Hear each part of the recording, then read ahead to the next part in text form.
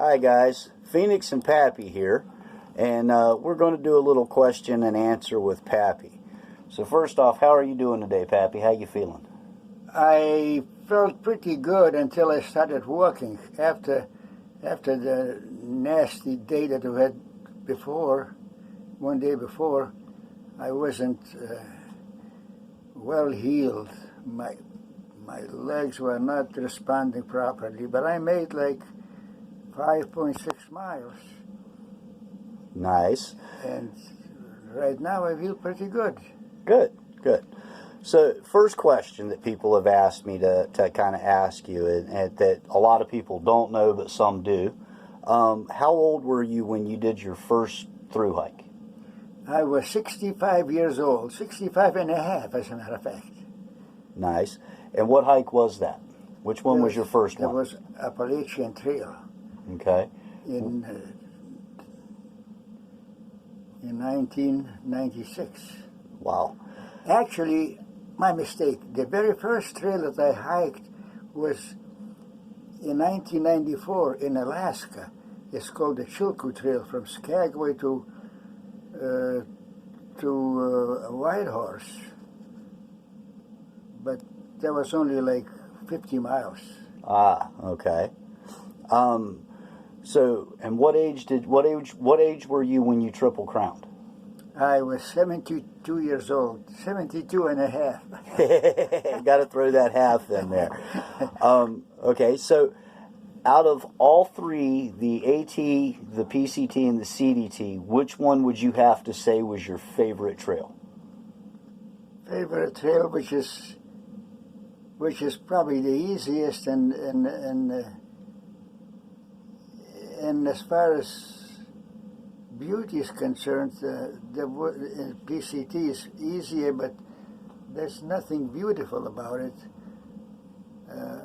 So my favorite trail would have to be Appalachian Trail. It's very demanding, and you gotta be always on the move, because if you slow down, you'll never make it by October 15th. Okay. And so what are your goals for this through hike? Why are you hiking this year? Well, I would like to become the oldest person ever to complete Appalachian Trail. And I could have done it in 2 years ago. I had 1,600 miles done, but I never could get that October 15th out of my mind, which I was wrong. I did have 365 days, but I never knew this until I left the trail. So therefore, I did not become the oldest to finish the trail. So this year, I'm aiming to finish it, but I'm not celebrating yet, because I haven't accomplished anything. You know, in Lithuanian language, there is a saying, "Neperšokęs per tvorą, nesakyk opapa." So I'm not celebrating until I get to the top of Mount Katahdin. And we fully complete the entire trail. Of course. Right, right. Without skipping anything. So what would you have to say would be your favorite piece of gear that you carry on your through hikes? My most favorite, well, I think for safety reasons, I would have to say cell phone. But then again, that might not be true. Well, that counts. Cell phones are kind of important, because that way you can get emergency calls out if you need to, if you've got service, of course. Right, right, right. So what are your thoughts on the closures of the AT right now? Well, I'm not an expert on viruses and any medical aspects, but it seems to me that it's kind of foolish to close the trails or any outdoor activity. I think it's probably the safest place to be. Well, look at us. The last 4 or 5 days, we probably met like 6 people all day, which is we're just close to them when they will pass each other or meet. Now you take Walmart or other stores, there are people sometimes touching elbows. Now they definitely are in danger of contacting this virus if closeness matters, which according to the experts it does. Right.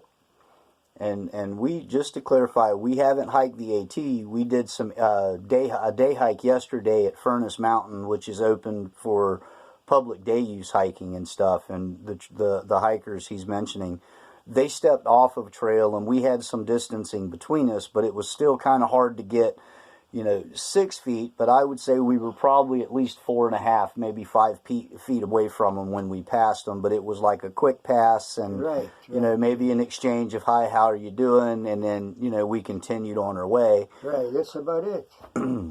So there was no danger of being too close. Right. And we've been together on the trail. You started on the 3rd, and I started on the 4th. Yes. And we've been together for well over 23 or 24 days now. So it's been a few days, and neither one of us are showing signs or symptoms. We've been healthy, been doing what we can to keep ourselves, away from the virus is big. Our scariest part has been going into towns to resupply. Just right. Because you have everybody right there, and sometimes it's hard to kind of keep that close courting away when you've got people that just want to walk up and say hi and things like that. Yes. I have to laugh. This one gentleman, I don't know his name, but he came up. He came up like within 10 feet. He says, "Pappy, can I take you a picture?" I says, "Yes." I says, "Of course. I don't discriminate."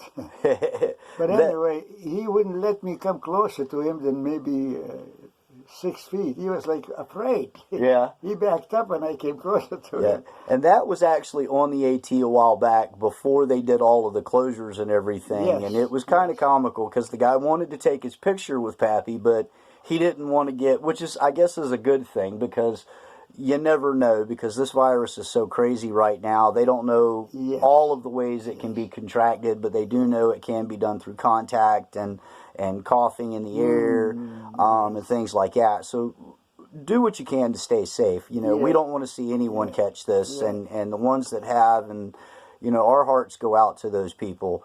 And the families that have lost loved ones to that, that's really close to our hearts and stuff. And we just want everyone to try and stay safe. So next question is, what are your plans after you finish your through hike this time? If and when I finish it, I am going to say that, when I stand at the end of the place, wherever I finish it, I'm going to say, "As the sun rises tomorrow, I shall hike no more." Nice. I like that one.